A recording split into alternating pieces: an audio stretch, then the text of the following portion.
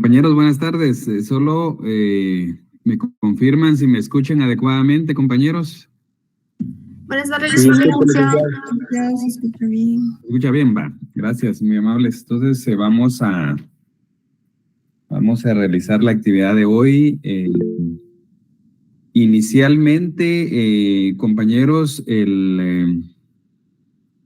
vamos a pasar asistencia, pero cuando sea de manera virtual, pues solo vamos a llamar a un grupo de estudiantes, no a todos, ¿verdad? Por razones del tiempo. Entiendo que son casi 100 alumnos de esta sección. Entonces, nos llevaría mucho tiempo tomar la asistencia de esa manera. Entonces, en ese sentido, compañeros, solo a un grupo, es decir, que si no llamo a todos, no se preocupen, porque no es de que se está pasando asistencia total, digamos, estamos hablando de una asistencia parcial, digamos, de un grupo nada más. Y en otro momento, en otra clase que estaríamos hablando del próximo día, el miércoles, estaríamos tomando asistencia de otro grupo, digamos, no de los mismos, para tratar de cerciorarnos si están presentes. En ese sentido, compañeros, vamos a llamar a algunos compañeros para ver si están presentes. Está presente Adela Carolina Ambrosio. Presente, licenciado. Buenas tardes. Buenas tardes, muy bien. Y Amy Gabriela López Solares.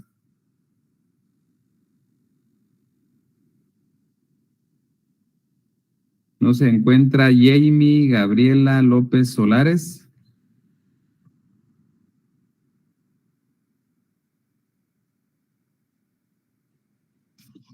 René Daniel López García.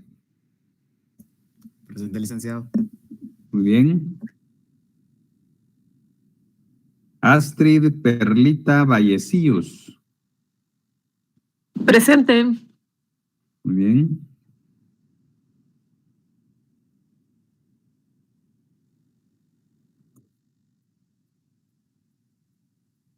Siempre les voy a pedir, compañeros, que ya a partir de la otra clase en su perfil, en su usuario, pongan una fotografía, compañeros, porque como esto la idea es identificar, digamos, a las personas, ¿verdad? Entonces, hay compañeros que no tienen ninguna fotografía o tienen fotografía de otra cosa. Entonces, pongamos una foto nuestra, compañeros, para poder identificarnos. Esto con el ánimo de ir sabiendo quiénes son y si realmente están en la clase, ¿verdad? Entonces, a partir de la otra clase, compañeros, ya tengamos ahí una fotografía para que podamos ir cerciorándonos de la asistencia. Bueno, Flor de María Morales García. Aquí, licenciado. Muy bien. Juana Cristina Paxtor. Presente, licenciado. Muy bien. Eliab Israel Pérez.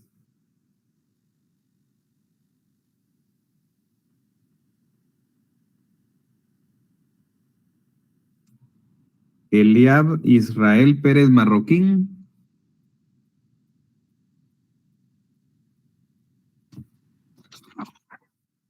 Pedro Andrés Arana.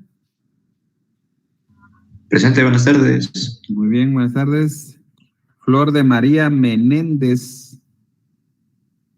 Presente, licenciado. Muy bien. Dora Marina Morales. Dora Marina Morales.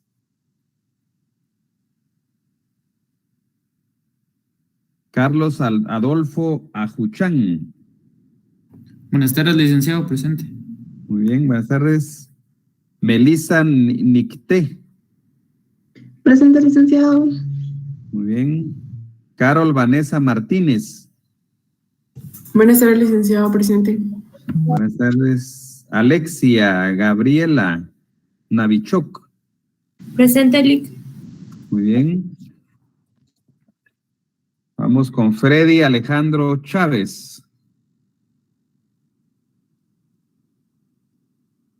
Freddy Alejandro Chávez. Presente, licenciado.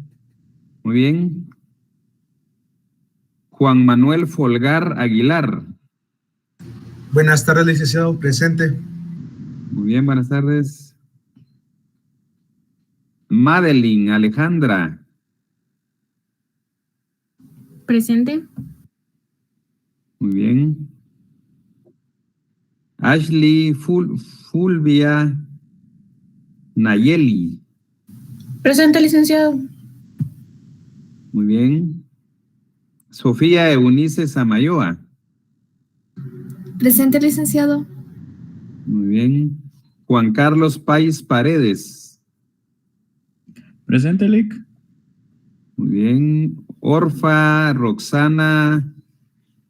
Presente, licenciado. Muy bien. Héctor Aymar Subuyuk. Héctor Aymar Subuyuk Martínez, ¿no está?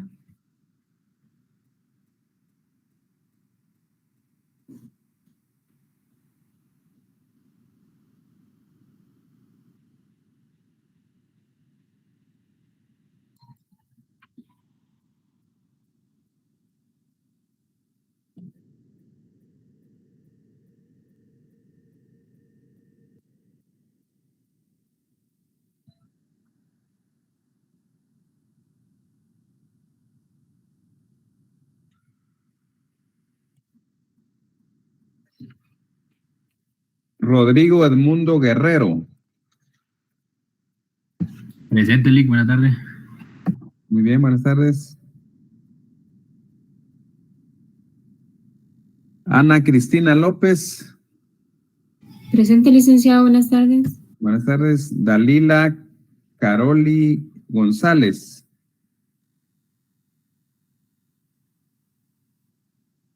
Dalila Caroli González.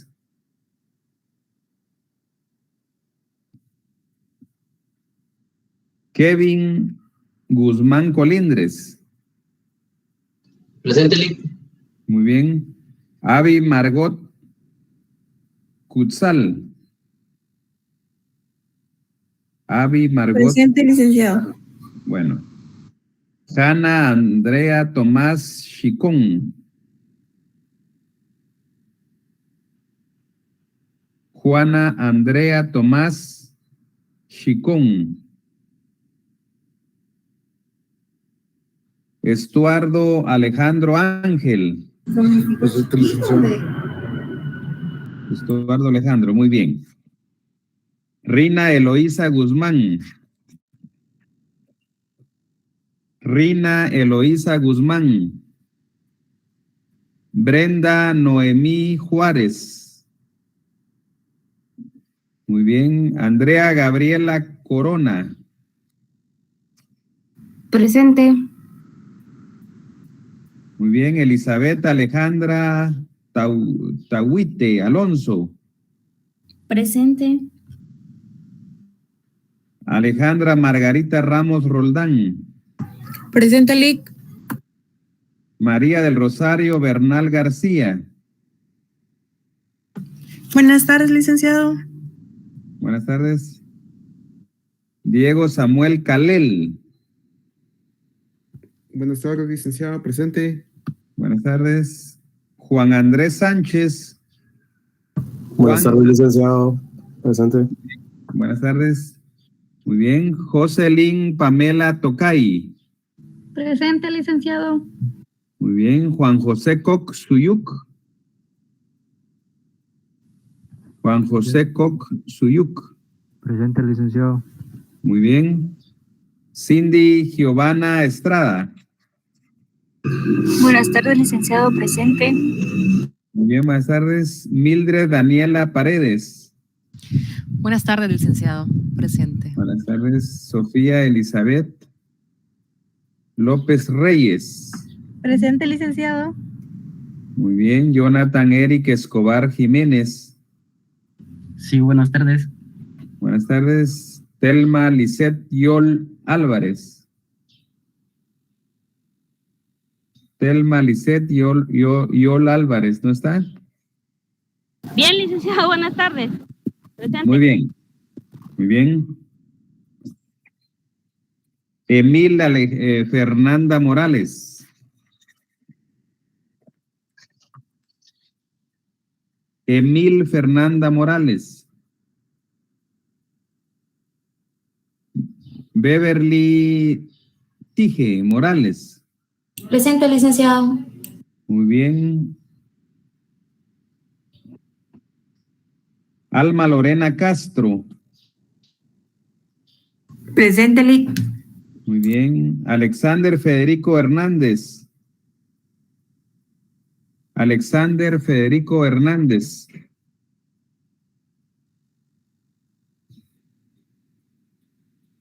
Cristian Daniel del Águila. Buenas tardes, licenciado. Presente. Buenas tardes, muy bien. Kenia Estefanía Noriega. Buenas tardes, presente. Buenas tardes. Brian Leonardo Coy Caté. Presente. Carlos Francisco Pérez Argueta. Carlos Francisco Pérez Argueta.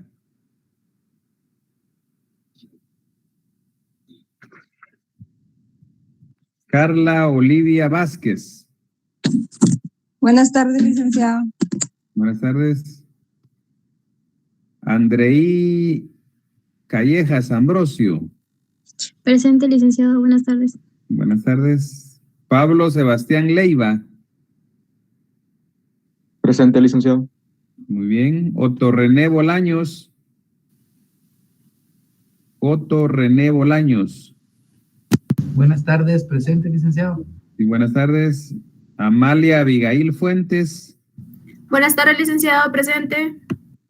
Buenas tardes. Heidi Carolina Paredes. Buenas tardes, Lic. Presente. Buenas tardes. Vamos con Rodrigo Estuardo González. Rodrigo Estuardo González. Presente, pero creo que es Eduardo. Sí, es Eduardo. Rodrigo Eduardo González Velázquez, ¿va? Sí, gracias. Muy bien.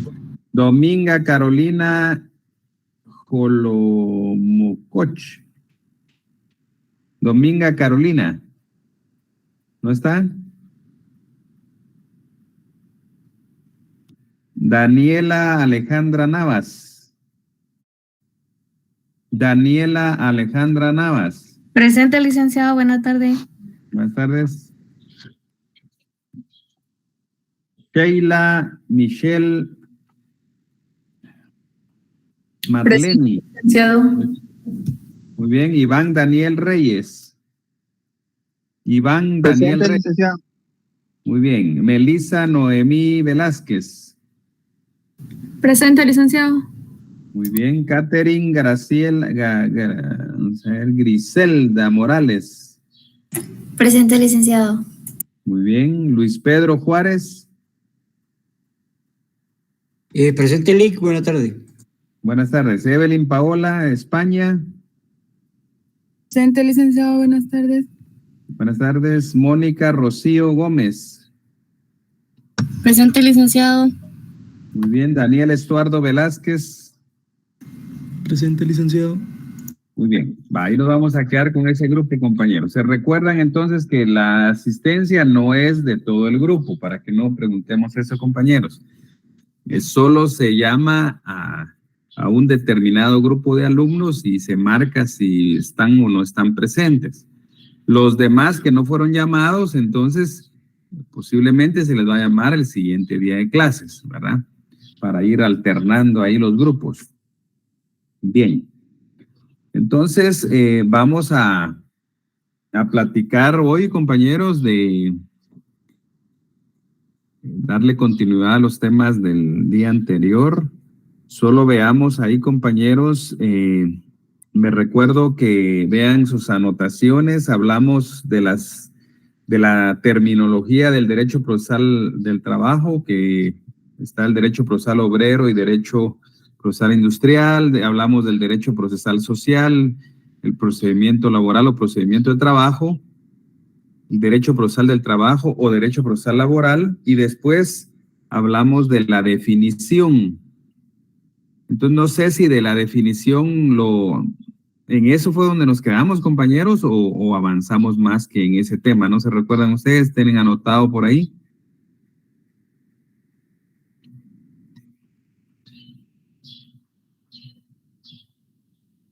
Quedamos en el principio poco formalista. Pero estábamos... 21.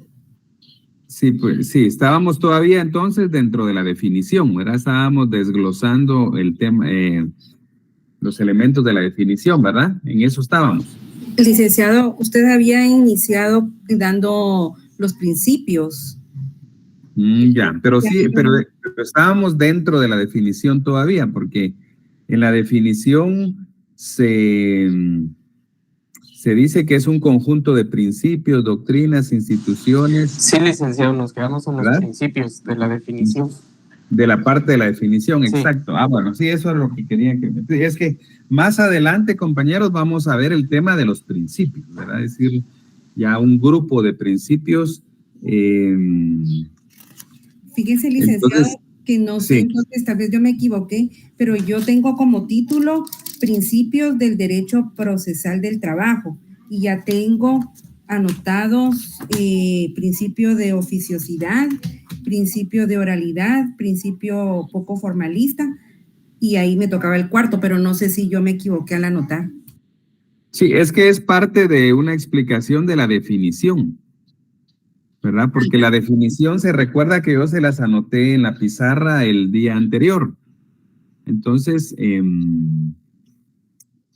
fue así como platicamos de los principios, pero en realidad estamos hablando de la definición, ¿verdad? Del segundo subtema. El primer subtema fue la terminología, ¿verdad? Cómo se le ha llamado al derecho procesal del trabajo. El segundo subtema es la definición del derecho procesal del trabajo. Y dentro de esa definición, efectivamente, hablamos de algunos principios, pero vamos a profundizar en los principios en el tema específico que está más adelante, ¿verdad? De los principios. Entonces, sí, ahí era donde íbamos, compañeros. Eso me recordaba y algunos de los compañeros me han confirmado ese extremo. Entonces, compañeros,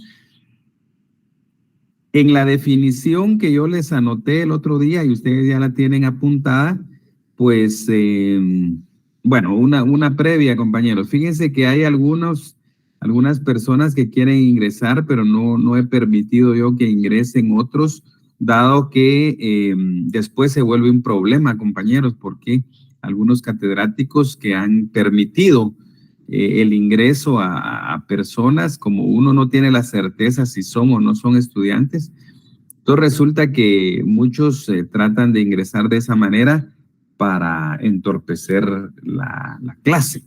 En ese sentido, compañeros, se recuerdan que en la clase anterior, que fue presencial, yo les mencioné que no íbamos a estar aceptando a compañeros de esa manera, porque ya el sistema de la facultad, cuando usted se inscribe y pues ya le permite accesar de manera directa, digamos, a estas clases, ¿verdad? Tal y como lo hicieron ustedes, porque en este momento tenemos 138 participantes en la sesión. Sin embargo, hay un grupo pequeño que está queriendo ingresar de la otra manera, pero no le vamos a permitir, compañeros, dado lo que platicamos la otra vez, porque en una de esas cuestiones pudiera ser que accese a nuestra clase pues gente que tiene otros objetivos y que puede de alguna manera afectarnos en el normal desarrollo de estas actividades académicas. Entonces, se los digo de una vez, compañeros, por si alguno de sus amigos, compañeros, compañeras les dicen que no los aceptamos en la clase, porque no hay que aceptar. Ustedes ingresan automáticamente como lo hicieron todos ustedes, que ahorita tenemos 139 participantes, ¿verdad? Así háganlo cada vez que les corresponde, compañeros. Es en beneficio de todos, ¿verdad? Bueno. Entonces, efectivamente, compañeros, estábamos platicando de la definición del derecho procesal laboral. Dentro de esa definición, al principio dice que es un conjunto es un conjunto de principios. Y dentro de esos principios, como ya lo mencionó la compañera, hicimos alusión como a unos 3 principios que son fundamentales, ¿verdad? Hablamos de la oficiosidad. Se recuerdan que expusimos de que el impulso procesal está confiado al órgano jurisdiccional, al juez, al tribunal, y que por eso yo también les hice alusión a que no existen la caducidad de la instancia en derecho procesal laboral, ¿verdad? Precisamente porque la caducidad de la instancia se entiende como una sanción a la parte procesal que con su pasividad o con su omisión no prosigue el proceso, no lo impulsa. Pero como aquí en derecho procesal laboral es una materia, es una disciplina totalmente distinta a procesal civil, allá en procesal civil sí existe la figura de la caducidad de la instancia. En derecho procesal de trabajo no existe esa figura y no existe precisamente porque se le está encomendando al juez que sea él el que vaya impulsando el proceso. Luego también hablamos de principios de oralidad, también lo mencionamos, ¿verdad? La oralidad es un principio fundamental en el derecho procesal del trabajo y que consiste en que las actuaciones procesales se realizan a viva voz, es decir, de manera oral. Por supuesto que no estamos hablando, compañeros, de una oralidad absoluta, ¿verdad? Es decir, que todo sea oral, todas las actuaciones sean orales, no es así, no es algo absoluto. El mismo Código de Trabajo permite que podamos actuar por escrito, ¿verdad? Es decir, normalmente, por ejemplo, una demanda es un memorial, va por escrito la demanda. Normalmente la contestación de la demanda también se realiza por escrito, eventualmente puede ser oral porque la ley lo permite, pero la mayor parte de abogados lleva un memorial de contestación de demanda e interposición de excepciones. Las excepciones, más adelante pues vamos a detallar esto, compañeros, que hay excepciones dilatorias, que hay excepciones previas, dilatorias, que hay excepciones perentorias y que hay excepciones privilegiadas en materia procesal del trabajo. Pero eso también va a ser otro tema que les vamos a desarrollar oportunamente, el tema de las excepciones. Pero sale a colación en este momento porque también las excepciones son actos procesales y pueden hacerse de manera oral. Entonces, esto es el principio de oralidad, ¿verdad? Luego viene el principio, hablamos también del principio poco formalista, que es un principio pues muy importante también en el derecho procesal del trabajo. Incluso hablamos de que parte de ese poco formalismo o de sencillez en el procedimiento de trabajo, parte de eso es que en nuestro Código de Trabajo establece que no hay necesidad de asesor legal, imagínense. O sea que un trabajador, que es el que normalmente plantea los juicios ordinarios, pues este trabajador pudiera actuar sin necesidad de una autorización, de un acompañamiento, una participación o una asesoría de un abogado. Por supuesto que en la práctica ocurre lo contrario. Normalmente es con asesoría de abogado. Sin embargo, no es obligatorio porque el código dice que no es necesaria la asesoría legal. Y dice que si las partes... sí, compañero, ahí puse, la compañera, perdón, el 321, que lo leímos el otro día. Ese artículo dice que no hay necesidad, no hay necesidad de comparecer asesorado. Sin embargo, da la opción que si la parte procesal desea asesorarse, entonces pueden actuar como tales. Ahí aparecen los abogados en ejercicio de la profesión, que estén activos. Y dicho sea de paso, compañeros, También el tema de abogados.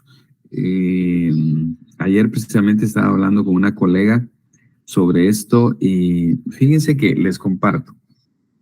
Hace algunos años en una audiencia, no me recuerdo qué tipo de proceso era, pero ya hace años. En la audiencia, pues había una parte procesal que yo la estaba auxiliando legalmente y había otra parte procesal que la señora era salvadoreña y ella trajo del Salvador un abogado. Fíjense ese detalle, compañeros. Es una cuestión, digamos, que les quede para la vida, ¿verdad? No para el curso, sino para la vida. Pues bueno, cuando empezó la audiencia, pues el juez se cercioró de quiénes estábamos presentes, cuáles eran las partes procesales y quiénes eran sus abogados. Y fíjense, compañeros, que esta persona que les estoy mencionando se hizo acompañar de un abogado graduado y colegiado en El Salvador, y él presentó su carnet como abogado colegiado salvadoreño. Sin embargo, el juez, compañeros, apegado a la ley, lo expulsó de la audiencia, ¿verdad? Entonces, ¿cuál es la enseñanza ahí, compañeros? Lo que quiero que nunca se les olvide es de que para ejercer las profesiones, compañeros, de abogado y notario, incluso otras profesiones, se tiene que estar incorporado a la San Carlos y colegiado. Tiene que estar colegiado en Guatemala. Es decir, alguien puede ser el mejor abogado del mundo, pero se graduó en Costa Rica, por ejemplo, como abogado. Entonces, él no puede ejercer aquí en tanto no cumpla el procedimiento preestablecido.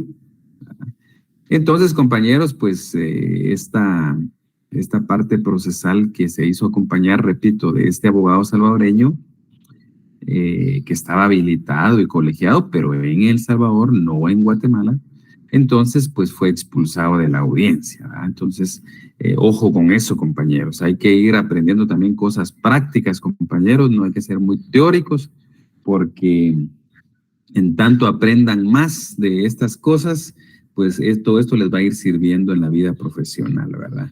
Y no esperemos ya ejercer la carrera para ir aprendiendo tips como estos. Un compañero ahí hace alusión a que los códigos son parecidos. Efectivamente, incluso muchos son copias, ¿va, compañeros? Lamentablemente, ¿va? Entonces, a veces hay un código X en España y lo copian los salvadoreños y lo copiamos nosotros, y etcétera, ¿va? Entonces, así es, ¿va? Nosotros nos gusta copiar, ¿va, compañeros? Que a veces hasta lo copiamos mal. Entonces, la cuestión, compañeros, es que les decía yo el otro día que, por ejemplo, en el proyecto del Código Procesal del Trabajo, compañeros, en el país hay gente que tiene las competencias, las capacidades necesarias para poder sentarse y discutir una ley, un código de trabajo, un código procesal del trabajo, cualquier otra ley que se nos ocurra. Pero bien dice el compañero en su comentario que efectivamente cuando usted lee, por ejemplo, el Código Penal de El Salvador y lee el Código Penal de Guatemala, pues hay muchísimas cosas que parecieran que son copia, ¿verdad? Recuerden, compañeros, que nosotros, pues, lamentablemente no somos muy originales, ¿verdad? Hasta en eso, compañeros, lamentablemente. Lamentablemente hemos copiado legislaciones de otros países y ni saben cuál es lo peor, compañeros. A veces son otras realidades, ¿verdad? Yo me recuerdo hace muchos años esto de la ley de tránsito y que saber de dónde la copiaron, ¿verdad, compañeros? Posiblemente de un país desarrollado. Y resulta que pues habían hasta términos o espacios que aquí a puras penas hay callejones, ¿va, compañeros? Y pues, no hay áreas apropiadas de banquetas o para hacer algunas otras cosas, estas ciclovías y otras cuestiones, ¿verdad? Lamentablemente ya no se tiene la visión, ¿verdad? Y a todos nos consta, compañeros, que sobre todo, por ejemplo, ustedes que tuvieron la experiencia la semana pasada de estar presencial, el problema que ustedes vieron, si fueron en vehículo o si los fueron a traer en algún vehículo, un automóvil, pues el problema es serio para ingresar, para salir, para parquearse en la universidad. Y eso que ustedes están en la tarde, en la noche es peor. Es decir, que la nocturna ya de 5:30 a 6 para las 8:30, 9 de la noche es un caos más fuerte, ¿verdad, compañeros? Vehicular, pero sale a colación porque dice el compañero que se parecen los códigos exactamente. Yo le diría que, aunque no he leído ese código, pues posiblemente se parezca en mucho. Pero es por eso, compañeros, porque andamos copiándolo todo, ¿eh? Y a veces, como les digo, no son realidades. Recuérdense que las normas jurídicas, compañeros, desde las normas constitucionales y demás leyes que integran el ordenamiento jurídico, obedecen a una realidad social, compañeros. Hay factores económicos, políticos, sociales, culturales que determinan la creación o la reforma de una ley. Entonces, aquí no podemos venir y decir, bueno, en Holanda hay un buen código penal, entonces copiémoslo todo. O hay una buena ley de tránsito en Estados Unidos y entonces copiemos. No, compañeros. Ese es el error, porque nuestra realidad es distinta a cada país. Ni siquiera somos iguales los centroamericanos, compañeros, ¿verdad? Entonces, menos que hablemos de otras latitudes, lamentablemente tendemos a hacer eso, compañeros. Pero bueno, eso ya es cuestión de repente de legislación, de derecho parlamentario, etcétera. Pero bueno, sigamos, compañeros. Dijimos entonces que hay principios como el poco formalismo, que también es un principio del Código del Derecho Procesal Laboral. Y yo me recuerdo hace algunos años, compañeros, yo estaba asesorando a una trabajadora. Esa trabajadora ya había cerrado pensum en la facultad y un día pues me llamó de una sala y me dijo, fíjese que urge presentar un memorial sobre cierta actuación. Ya en este momento ya no me recuerdo, de hace muchos años, pero usted necesitaba hacer un memorial y presentarlo. Un memorial pequeño, de una página, por ejemplo. Entonces, compañeros, me recordé del poco formalismo. No hay necesidad de actuar con abogado. Y entonces le dijo, mire, si usted tiene una hoja de papel ahí, escriba, le dicto por teléfono la parte importante del memorial, elabórelo, fírmelo, lo fotocopia y lo presenta de una vez. Fin que sí lo hicimos, compañeros. Y entonces esa actuación fue a mano. Ese memorial iba a mano, así manuscrito, y no iba firmado por mi persona como abogado de ella. Y le dieron el trámite correspondiente. ¿Por qué? Porque la ley dice que no hay necesidad de abogado. Entonces ella como trabajadora podía solo ella firmarlo, sin necesidad de que yo participara, no obstante que yo había participado en otras actuaciones procesales. Y la sala, pues con un juicio muy, muy atinado, viene y emite la resolución y admite para su trámite, resuelve la petición que se estaba planteando, que se estaba planteando en ese memorial. Bueno, luego también la definición se refiere a doctrinas. Bueno, habíamos visto, vayan anotando los artículos que vamos analizando, comentando, compañeros, porque todo artículo que se menciona pasa a ser parte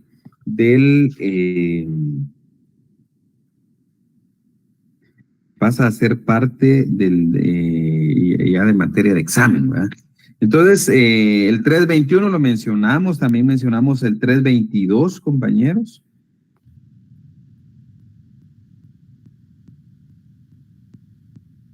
Para que lo anoten ahí, 321 y 322. El 322 se refiere a que las gestiones son orales, ¿verdad? Por el principio de oralidad que ya platicamos, ¿verdad? Bueno, luego la definición, compañeros, hace alusión a las doctrinas, ¿verdad? Porque dice conjunto de principios, doctrinas.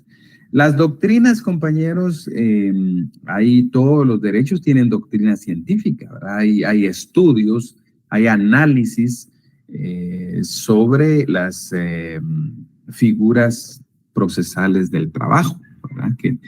Que se recuerdan que les mencioné en la clase anterior que el derecho procesal de trabajo es muy distinto al derecho procesal civil, ¿verdad? Claro, algunas cosas puede ser que tengan algún parecido, pero el derecho procesal laboral es distinto en varias figuras procesales. Entonces, las doctrinas, lógicamente, si estamos estudiando o estamos aplicando el derecho procesal del trabajo, existen autores, existen obras, existen temas doctrinarios que abordan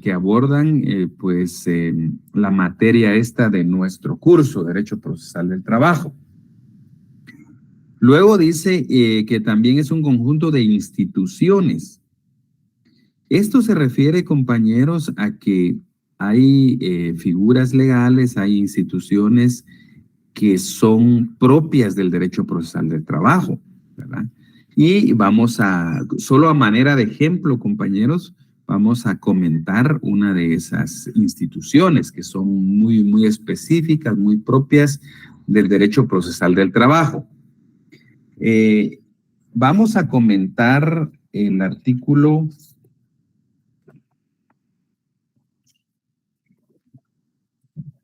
354. Vean ahí su código, compañeros, abrámoslo. Artículo 354.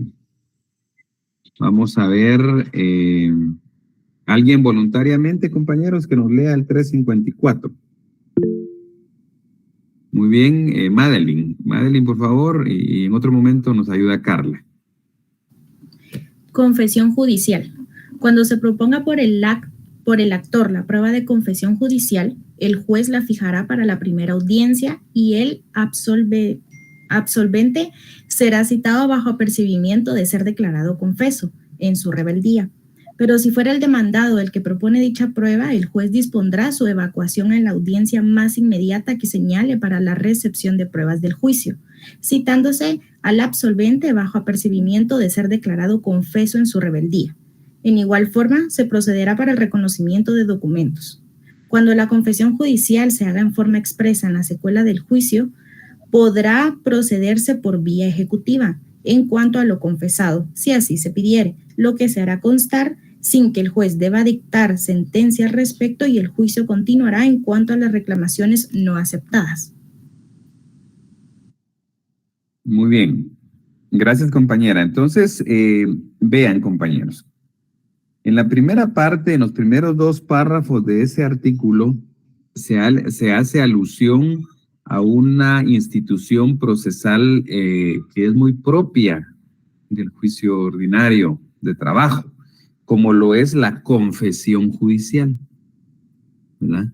Esta confesión judicial a que hace alusión el legislador en el artículo 354, primer y segundo párrafo, compañeros, es una confesión judicial que presta una parte procesal y que es diferente a la declaración de parte. Ojo, compañeros, es distinta a la declaración de parte. Allá en su curso de Derecho Procesal Civil, ustedes van a analizar la declaración de parte.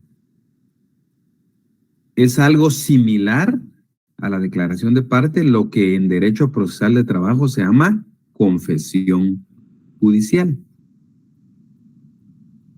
Lamentablemente, compañeros, nuestro código por el tiempo que ya lleva de vigencia y porque no tenemos un código de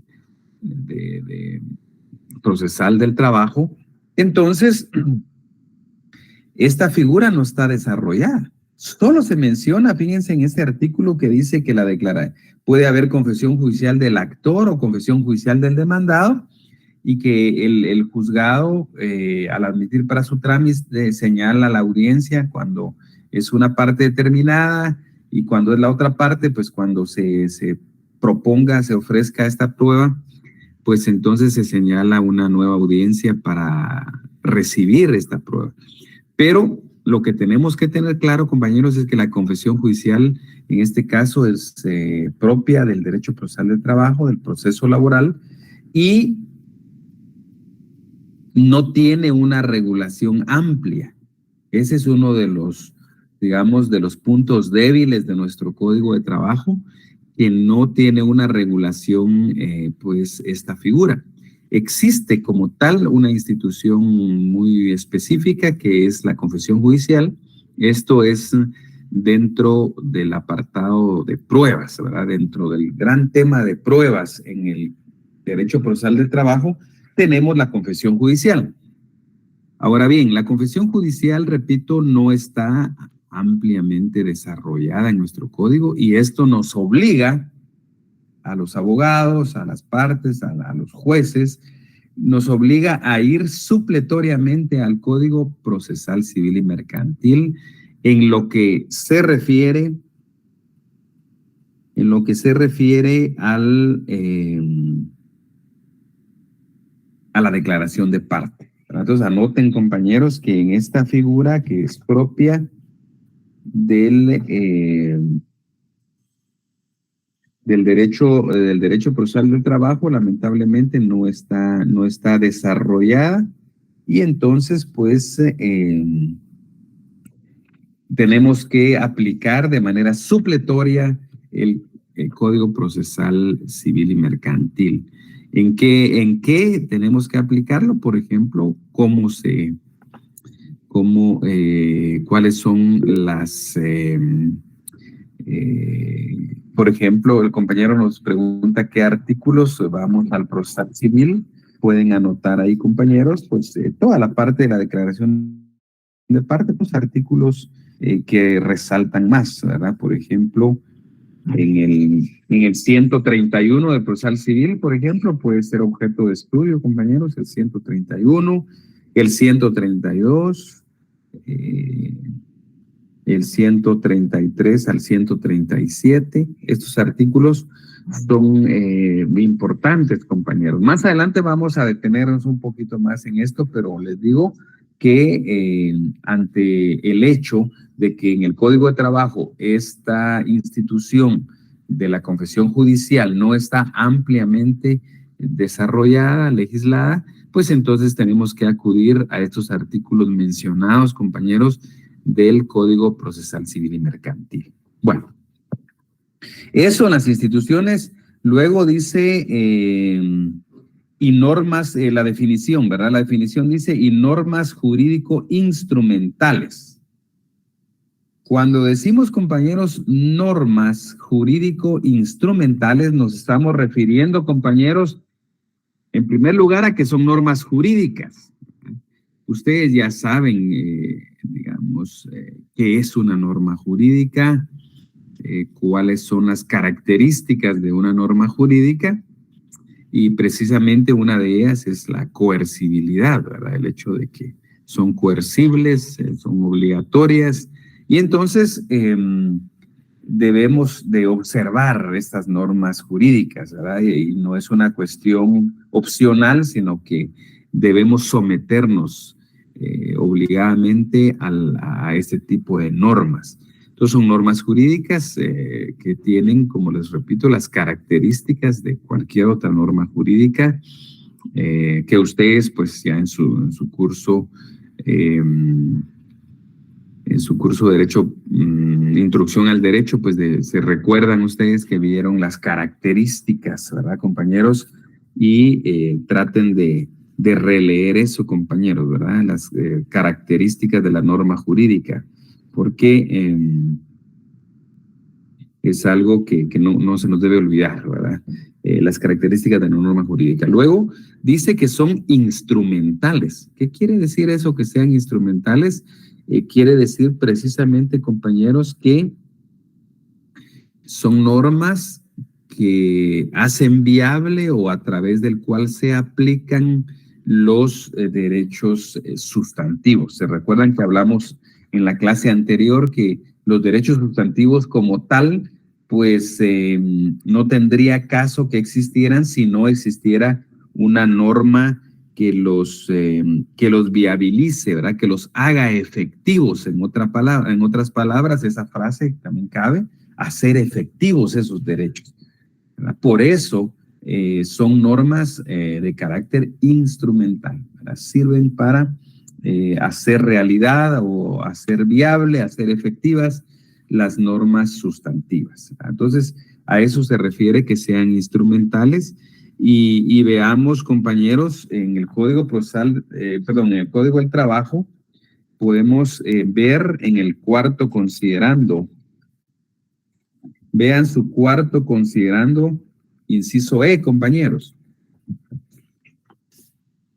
Dice en el cuarto considerando E, vayan siguiendo la lectura ahí. El derecho del trabajo, dice, es una rama del derecho público, por lo que, al ocurrir su aplicación, el interés privado debe ceder ante el interés social o colectivo. Entonces, ahí, compañeros, subrayen aplicación, ¿verdad? Dice, al ocurrir su aplicación. Cuando dice su aplicación, está aludiendo de una manera muy genérica, pero sí se está aludiendo al derecho procesal laboral, ¿verdad? Porque dice al ocurrir su aplicación. ¿Y cómo vamos a lograr esa aplicación, compañeros? Pues utilizando las vías procesales que corresponden. Entonces, estamos ahí, compañeros, con el tema de que son instrumentales las normas procesales laborales. Luego dice, al final de la definición, dice, cuyo objeto, ¿verdad? ¿Cuál es el objeto de todo esto, de las normas, de las doctrinas, de los principios, todo? El objeto es la solución jurisdiccional de los conflictos individuales y colectivos de trabajo. Eso es lo que se busca. Hay conflictos tanto de carácter individual como de carácter colectivo, y esa conflictividad que se da en los centros de trabajo, pues esa conflictividad es precisamente lo que se somete a conocimiento de un juez, de un tribunal de trabajo, para que sea este órgano jurisdiccional el que conozca y que resuelva sobre este conflicto que se somete a su conocimiento. Entonces, pues que termina, compañeros, esa definición con este objeto. ¿Para qué? Es para solucionar, y jurisdiccionalmente, porque se someten. Más adelante vamos a ver que también hay asuntos que se pueden resolver en la vía administrativa, ¿verdad? Pero normalmente pues hay inconformidades de las partes y entonces el asunto se traslada a lo judicial y es ahí donde se resuelven los conflictos. Bien, vamos a pasar al otro subtema, compañeros. Creo que nos da tiempo todavía de hablar del otro subtema que tiene relación con esta última parte de la definición cuando se refiere a conflictos individuales y conflictos colectivos de trabajo. Entonces, se recuerdan que el gran tema que estamos viendo es el derecho procesal del trabajo, ¿verdad? Y ya vimos, repito, como un subtema la terminología, luego ya en este momento concluimos la definición, haciendo un análisis de los elementos de la misma, y ahora vamos a ver un tercer subtema, compañeros, para que vayamos ordenados ahí en sus apuntes. Un tercer subtema que es la clasificación y que habíamos puesto algo en la pizarra el otro día, pero ya no nos dio tiempo poder platicar al respecto. Entonces, pueden anotar ahí como subtema clasificación. Clasificación. Y pues pueden anotar que el derecho procesal del trabajo se clasifica así. Anotémoslo y después vamos a ir explicando, compañeros. Que el derecho procesal del trabajo se clasifica así y podemos poner número 1, derecho procesal individual y número 2, derecho procesal colectivo. Repitiendo, podemos poner número 1, derecho procesal individual y número 2, derecho procesal colectivo.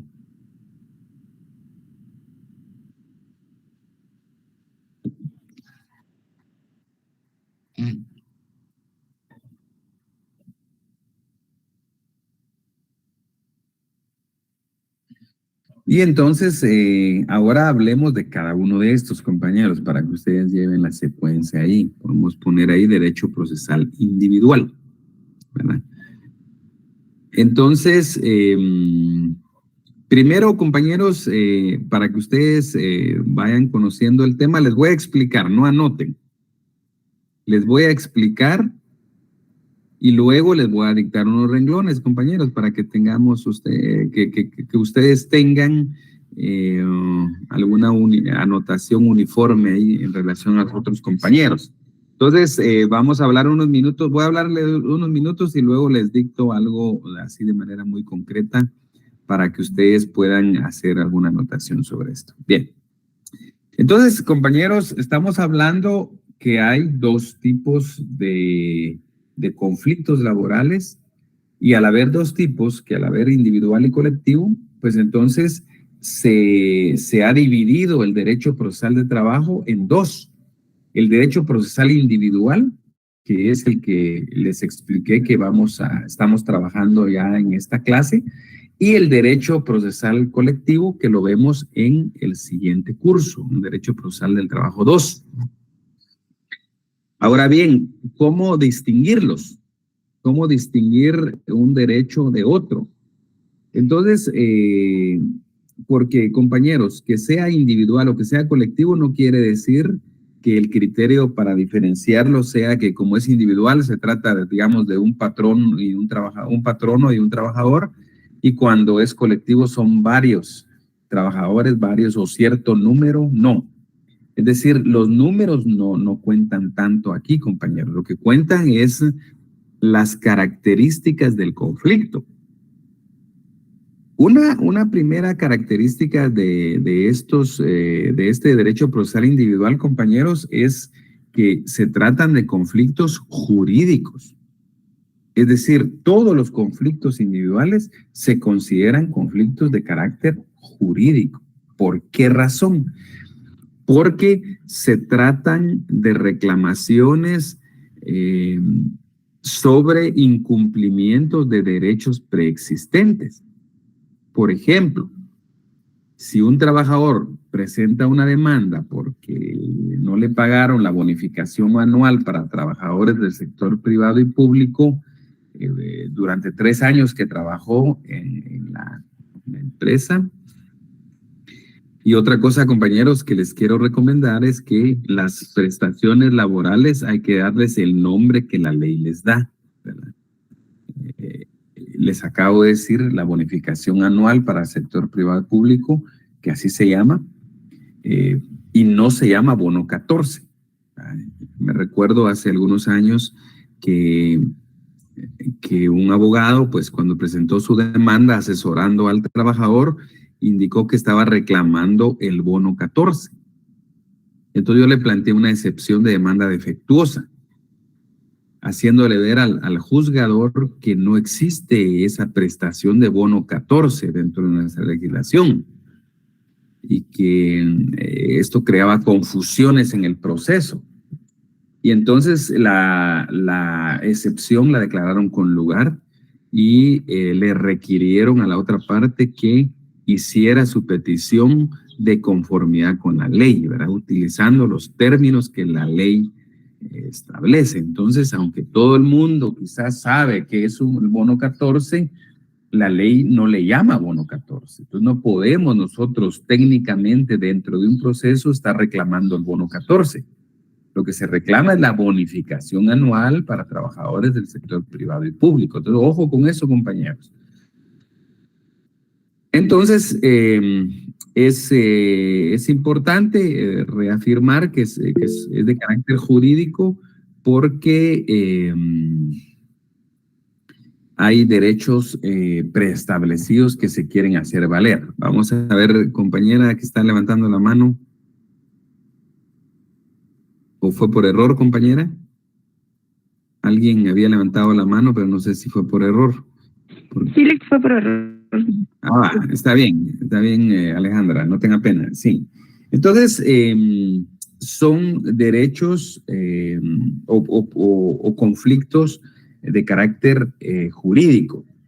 Luego, compañeros, cuando nos vamos al derecho procesal colectivo, encontramos que ahí hay un grupo que son jurídicos y otros grupos que son de carácter económico-social, ¿verdad? Ya estoy hablando de los derechos colectivos. Dijimos que primero, los derechos individuales todos son de carácter jurídico. Pero cuando vamos al colectivo, nos encontramos que hay dos vertientes, hay dos grupos. Unos son jurídicos también y otros son de carácter económico-social. Esa es la división importante que hacemos en el siguiente curso de conflictos colectivos de carácter jurídico y conflictos colectivos de carácter económico-social. Muy bien. También hay colectivos de carácter jurídico porque también se está pretendiendo hacer valer normas jurídicas que se han incumplido, por ejemplo, cuando un patrono está incumpliendo un pacto, por ejemplo, colectivo de condiciones de trabajo, que es un instrumento de normación colectiva. Ese pacto, compañeros, que se está incumpliendo, se va a hacer valer a través de una vía procesal determinada, que la vamos a estudiar más adelante, para que se cumpla. Entonces, sí hay derecho previo, hay normas preexistentes que consistirían en este caso en un pacto que está plenamente vigente, que es ley entre las partes y que ustedes ya estudiaron en los cursos anteriores sustantivos, los pactos, y pues estos pactos son de carácter obligatorio, de cumplimiento obligatorio para patronos y trabajadores. Bueno, pero también en estos les digo que hay conflictos de carácter económico-social. Es decir, que esos no son jurídicos, son económico-social, y lo que buscan, compañeros, es crear el derecho. Ahí no hay derecho, no hay normas jurídicas previas, como en lo jurídico, sino que lo que busca precisamente el conflicto colectivo de carácter económico-social es crear ciertas normas jurídicas. Y se da también mucho, compañeros, en el tema de los pactos. Cuando se promueve un pacto, lo que quieren los trabajadores es mejorar sus condiciones laborales. Y esa mejora de condiciones laborales, ¿entre cuáles mejoras? Por ejemplo, un bono. Hay patronos, hay empresas o instituciones, incluso públicas, que tienen pactos. Por ejemplo, el Registro General de la Propiedad de la Zona Central tiene un pacto colectivo de condiciones de trabajo. Y ese pacto, por ejemplo, establece que que el patrono tiene que otorgar un bono de aniversario. Entonces, quiere decir que ese beneficio económico que recibe el trabajador, que es el bono aniversario, en septiembre, cuando celebran el día del aniversario de la institución, les pagan ese bono a todos los trabajadores del registro. ¿Por qué? Porque es un beneficio, una condición laboral que es distinta a otras instituciones, a otros patronos, a otras empresas, pero que en esa institución, dado que hay un pacto colectivo de condiciones de trabajo, se establece esa condición de que el trabajador tiene el derecho a percibir una bonificación por concepto de aniversario, le llaman bono aniversario. Entonces, y tienen otros bonos, ¿verdad? Pero solo a ese me voy a referir porque es algo precisamente que ellos lograron dentro de un planteamiento de un conflicto de carácter económico-social, en donde pues plantearon un proyecto del pacto, se discutió y pues se llegó al final, que está aprobado y registrado y vigente el Pacto Colectivo de Condiciones de Trabajo, que establece pues una serie de bonos, pero entre esos bonos está el bono de aniversario, ¿verdad? Bien. Lo otro, compañeros, son los intereses, ¿verdad? ¿Qué intereses están en juego? ¿Verdad? Si hablamos de intereses concretos, intereses determinados, estamos hablando de conflictos individuales. Pero si estamos hablando, en sentido contrario, de intereses abstractos, de intereses indeterminados, estamos hablando de los conflictos colectivos de carácter económico-social, ¿verdad? Dicho de otra manera, cuando un trabajador demanda a su patrono, por ejemplo, a través de un juicio ordinario para que le pague su indemnización, daños y perjuicios y demás prestaciones laborales, cuando eso ocurre, compañeros, pues ese conflicto es individual y ese conflicto es jurídico, porque existen normas anteriores que regulan cuáles son las prestaciones, cuál es la consecuencia de un despido, por ejemplo, que genera una indemnización y que si no se pagó la indemnización, pues se pueden reclamar daños y perjuicios según el artículo 78 del Código de Trabajo. Entonces, compañeros, pues se está ante intereses concretos. Lo que el trabajador quiere es que le paguen la bonificación anual, que le paguen los aguinaldos, que le paguen las vacaciones como una compensación económica en las vacaciones, porque durante la relación laboral no gozó de esas prestaciones. Es algo concreto, algo específico, es algo entre un trabajador y un patrono y las pretensiones son concretas. Y eso no tiene ninguna relación, compañeros. No tiene ninguna relación con otras personas. Digamos, este trabajador, si el juez declara con lugar o sin lugar la demanda, eso es solo entre el patrono y el trabajador. No tienen ninguna injerencia, ningún beneficio los demás trabajadores. Es solo para este caso concreto. Ahora bien, cuando, por ejemplo, se promueve un conflicto colectivo de carácter económico-social, los intereses ciertamente son abstractos, son indeterminados, porque es en atención a los intereses que se tienen, digamos, las mejoras que se quieren en el lugar de trabajo, pero que incluso cuando se dan las prevenciones, cuando se arriba un pacto dentro de un conflicto colectivo, puede afectar o atraer a los trabajadores que no fueron parte de ese conflicto. Digámoslo de otra manera. Hay 500 trabajadores de la empresa. 450 trabajadores se pusieron de acuerdo y fueron los que promovieron a través del sindicato, etcétera, etcétera. Digamos, un conflicto colectivo. Bueno, lograron un pacto colectivo de condiciones de trabajo. Los otros 50, estamos hablando que de 500, 450 apoyaron el conflicto colectivo, pero los otros 50 no lo apoyaron. Los otros 50 trabajadores, compañeros, también reciben los beneficios del pacto. Es decir, no pueden decir el patrón, bueno, como son 450, a ellos pues les corresponde y les aplica el pacto y no se lo vamos a aplicar a este grupo de 50. No es así. Hay un fuero de atracción.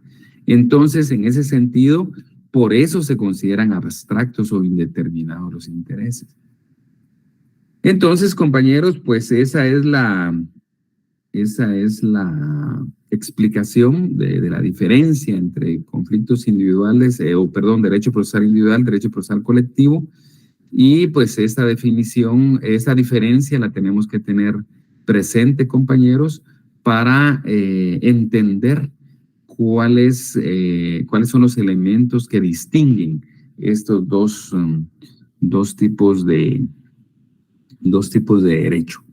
Entonces, no sé, compañeros, si hay alguna duda o algún comentario, podemos platicarlo. Pienso que ya nos va a dar tiempo dictarles algunos renglones, lo vamos a hacer en la siguiente clase, pero me gustaría dar un tiempo si alguien quiere hacer un comentario o alguna duda que tenga sobre lo que platicamos hoy, compañeros.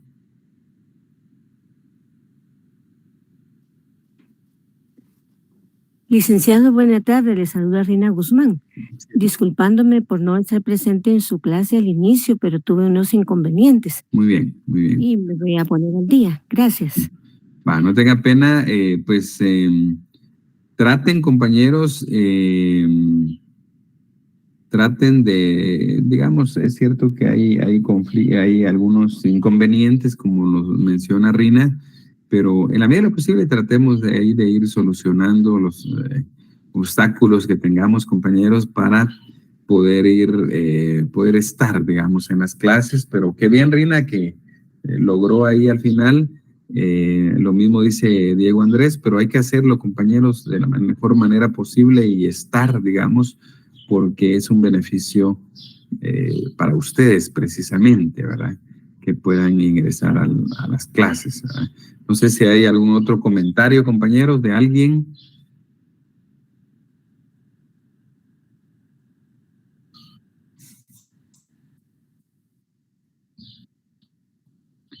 Bien, creo que no tenemos comentarios. Para finalizar, compañeros, les voy a... siempre en las clases, cuando tenemos algún tiempo, les trato de ir compartiendo algunas cápsulas, compañeros, de otros derechos, ¿verdad? Para ir como contribuyendo un poco a su formación. Y entonces, hablemos un par de minutos ahí sobre el tema de la sucesión, que es algo que muchas veces en la práctica pues le preguntan al estudiante, ¿verdad? Saben que ustedes ya están en la facultad y entonces le preguntan sobre el tema de la sucesión, por ejemplo. Entonces, como una cápsula hoy, que no es de derecho procesal del trabajo, pero sí es algo para la vida, compañeros, hablemos un par de minutos sobre la sucesión. El derecho sucesorio, compañeros, tenemos que deslindar algunas cuestiones muy básicas. Por ejemplo, si hay o no hay testamento, ¿verdad? Y si digamos, no hay testamento, procede la sucesión intestada, y si hubiera testamento, procede la sucesión testamentaria, ¿verdad? Esa es la distinción, si hay o no hay testamento. Entonces, para definir intestado o testamentario. Y en el testamento, compañeros, tenemos que tener claro también que el procedimiento es que cuando alguien va con un notario y otorga un testamento común abierto, ese notario tiene la obligación dentro de los 15 días posteriores de dar un aviso, solo un aviso, no dar una copia o algo, solo un aviso. Se da un aviso dentro de los 15 días siguientes al registro de la propiedad. Entonces, ¿qué pasa cuando muere el causante? ¿Verdad? Ustedes van a ver más adelante en notariado que una de las excepciones al principio de publicidad son los testamentos, ¿verdad? Yo como notario estoy obligado a que cualquier interesado pueda ver el protocolo, obtener una copia, un testimonio, pero en el testamento eso está limitado. Es decir, si por ejemplo, si llega un hijo del testador a preguntarme a mí si está o no está en el testamento o en qué términos fue otorgado el testamento de su señor padre, por ejemplo, yo no puedo darle esa información ni mostrarle los documentos. Es hasta que muere el testador, compañeros, que ya se rompe esta excepción y teniendo a la vista un certificado de defunción, ya se puede dar copias o testimonios del testamento y se inscribe el testamento. ¿verdad? Entonces, ojo, primero el notario dio el aviso, ahora que ya está fallecida la persona, se inscribe el testamento. Una vez inscrito el testamento, ya se hace el proceso sucesorio. Los procesos intestados o testamentarios son los mismos, compañeros, las etapas son iguales. La diferencia importante es que en el intestado es la ley que establece quiénes van a heredar, ¿verdad? Hay un orden de la sucesión intestada. Pero en el testamentario sí, compañero, compañera pregunta en dónde se inscribe. Es en el registro de la propiedad. Hay un registro especial de testamento. Ahí se inscriben los testamentos y ahí se da el aviso también cuando se hace el testamento y ahí se registran cuando muere el testador. Entonces, la diferencia es, compañeros, que en el intestado los herederos son llamados por la ley. En cambio, en el caso del testamento, es el testador el que a través del testamento designó quiénes eran los herederos y sobre qué bienes, ¿verdad? Esa es la distinción. ¿Qué otra cosa podemos hablar, compañeros? Los testamentos son revocables, es algo muy esencial, ¿verdad? Digamos, si aparece un testamento aquí con un notario, digamos, en el año 1980, pudiera ser que hubiera otro testamento en el año 2000, por ejemplo, y que este revoque el anterior, ¿verdad? Puede ser que el testador haya otorgado varios testamentos. Entonces, lo importante es ver esa cadena y ver al último, a ver si normalmente se van revocando los anteriores. O incluso se puede hacer solo una revocación del testamento, dejarlo sin efecto, o se puede modificar el testamento, ¿verdad? Se puede desheredar también, eso lo vieron ustedes ya en civil, a una persona determinada, ¿verdad? Y ya ahí no se atiende al vínculo de parentesco como en el intestado, sino que se atiende a la voluntad del testador. El testador puede decir, bueno, yo dejo a mi vecina como heredera, por ejemplo, testamentaria, y pues habrá que respetar la voluntad del testador, ¿verdad? Bueno, esto último, compañeros, fue solo una cápsula ahí académica para que les sirva a ustedes en la vida. Vamos a ver, Helen. Helen está levantando la mano. No, disculpe, Lick, me equivoqué. Va, está bien. Bueno, compañeros, ahí estamos. Entonces nos vemos el próximo día. Saludos a todos, cuídense. Gracias.